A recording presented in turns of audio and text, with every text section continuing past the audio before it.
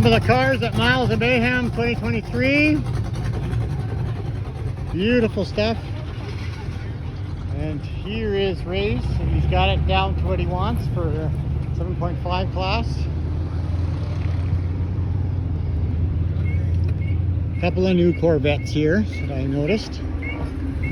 He's just finished weighing this car to see where the brake balance was. There's a couple of really cool Fords over here.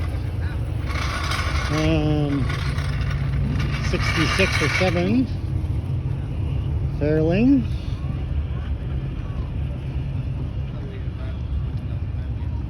Built for Mayhem, established 2023. 66. Very nice. Thanks, guys. I like the exhaust. What's under the hood? A big small block. Oh yeah? Oh yeah? How big a Windsor? 440-inch Windsor. Wow. And whose car is this? That one's mine. Oh, that's very nice. Thank you. Very nice. You got it down the strip yet today? Or? Yeah, we made one here with it.